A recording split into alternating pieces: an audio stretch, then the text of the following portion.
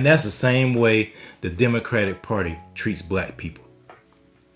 They treat black people like that old flame that they know they can call on when they need something. When they need their something met in their lives. When something's lacking, when they're feeling low, when they need someone to cry on, when they need someone to talk to, they know who they can call. And despite the best efforts of black people to feel respected by the Democratic Party, they know deep down they will do the same exact thing over and over and over again. They will acquiesce to the demands of the Democratic Party. And it's sad. It's tired. It's disappointing. But yet the Democrats keep going to the same old playbook because it works. It works. Thank you so much for liking your comments and subscribing to the channel. Please share this with your friends. Smash that like button. Smash the subscription bell. Share this with everybody you know. We're trying to make sure people understand that they're not victims, that they are empowered for greatness, and all this stuff that's out here that's telling them otherwise is false and will not benefit them in the end. So please, I appreciate that. Share that. So recently, the NAACP, the National Association for the Advancement of Colored People, submitted a call to action to all athletes, black athletes, in the NBA, NFL, baseball, and other major sports leagues. The call to action is, don't sign with a professional team in the state of Texas. And the reason why is because of the recent laws that have been passed by the state of Texas, such as the fetal heartbeat bill that bans abortions after 6 weeks, the so-called voter suppression laws that have been passed in Texas, among other things. And you know, when I initially saw this, I had the same reaction as a number of people. Man, why is the NAACP focusing on the state of Texas and focusing on these things at this time? I mean, these laws were passed months ago. Why is the NAACP wading into this fight? What's the reasoning behind it? I mean, I started thinking about the history of the NAACP, how it was founded by progressive liberals, and they put W.E.B. Du Bois as the face of it, essentially wrapping blackness around liberalism, Marxism, communism, same thing they're doing now. So I thought about that. I thought about that angle. I thought about how it is a political arm for the Democratic Party. How a number of things I thought about. But you know what I landed on? It's simple. The Democrats are scared that they're going to lose in Virginia. And the only way they see Terry McAuliffe winning is to get out the black vote. And so this is another instance along the same lines, another instance, another example of outrage footage or something being leaked to the black community to drive out the black vote. It's as simple as that. They needed the NAACP, they needed the political arm of the Democratic Party, the one that is there to wrangle black people, to get back black people in line, to get black men in line, essentially, and tell them to go out and vote in Virginia for Terry McAuliffe. And they're using it for the state of Texas as a smokescreen because they knew this would get publicity. And they can use this in Virginia to say, look, this will happen to us in Virginia if you don't elect Terry McAuliffe. If you have a Republican governor in Virginia, these same kind of laws can come here to Virginia. You gotta understand how the liberals, the white liberals, the elites, the black liberals, the talented tenth, the ones that are quote unquote the leaders of the black community, the ones that are in the pockets of the Democratic Party, the ones that have been compromised by the Democratic Party, you have to understand how they think. They're always about power. They're always about accumulating and retaining power. And so they see that Terry McAuliffe is in a vulnerable position. I mean, some of the latest polls have him trailing by 8 points or so.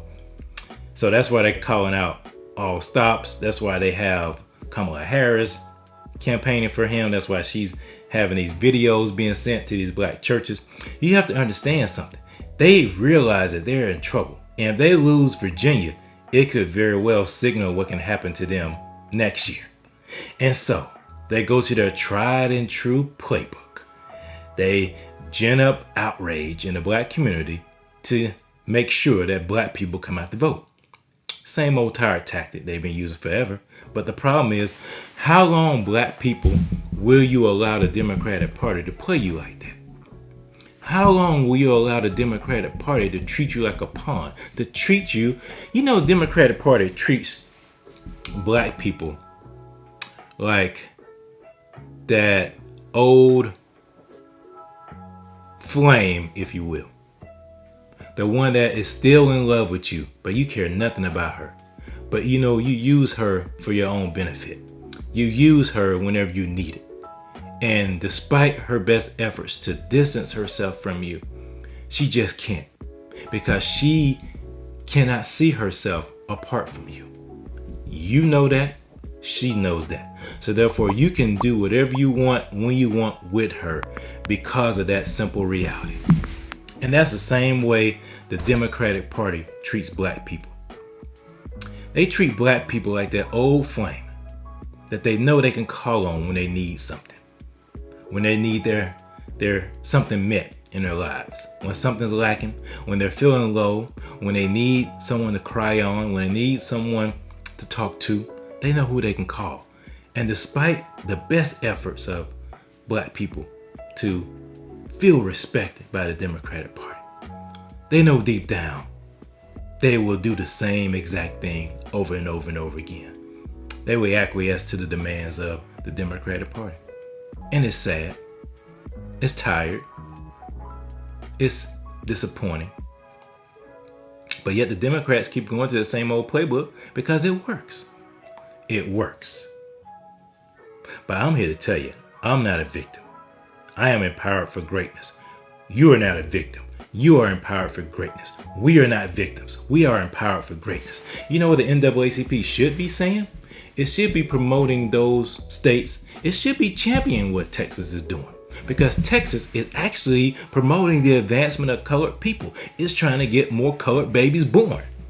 It's actually enforcing the integrity of the election so that black people's vote will be counted, so that black people's vote will matter. That's what they're trying to do. They're not trying to have people come into the system illegally and vote to disenfranchise black people. But the NAACP, they know this, but they can't say this because, like I said, they are the old flame for the Democratic Party. And they're the ones to wrangle black people into voting for the Democratic Party. They have to be used. They're being dispatched by the Democratic Party, by the liberals, by the elites, to go out and make sure black people stay in line. They're like the bouncers. I'm coming with a lot of analogies, but they're like the bouncers at the club. Somebody gets out of line, that bouncer puts them back in line because people want to get into the party. And so what do? They bow down. They submit to what the bouncer wants them to do.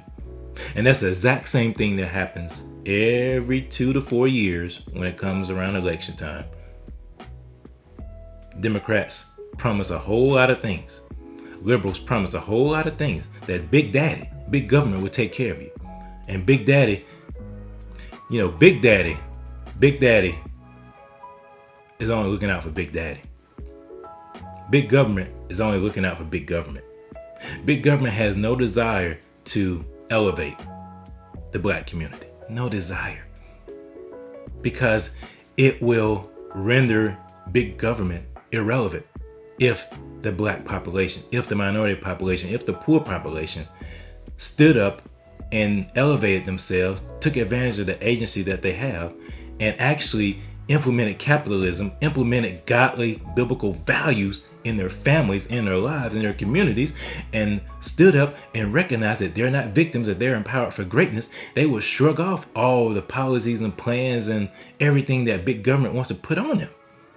So big government needs people that are in despair.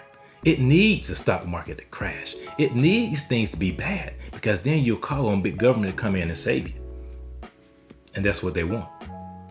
And that's what they're banking on. We are not victims. We are empowered for greatness. So no, the NAACP, they were being used strategically.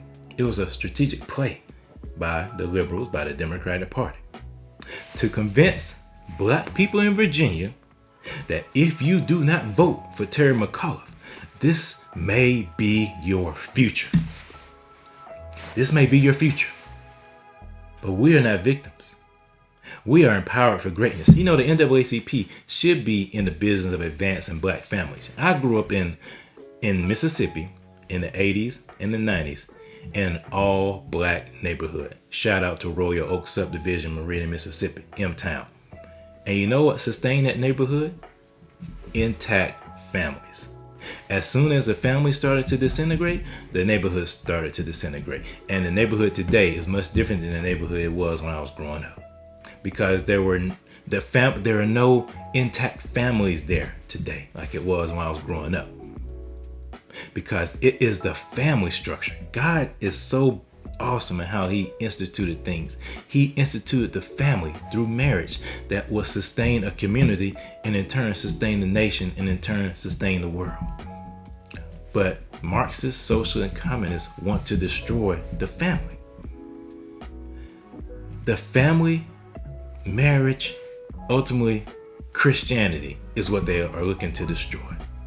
And that's the play with everything that they do. To destroy, because when you destroy white supremacy, you essentially, if you say white supremacy is ingrained, if racism is ingrained in America, essentially what you're saying is that America from the root needs to be unplugged, needs to be uprooted and replanted with a new system. That's essentially what you're saying when you're trying to say you're dismantling white supremacy. That's what you're saying. And that's exactly what they want.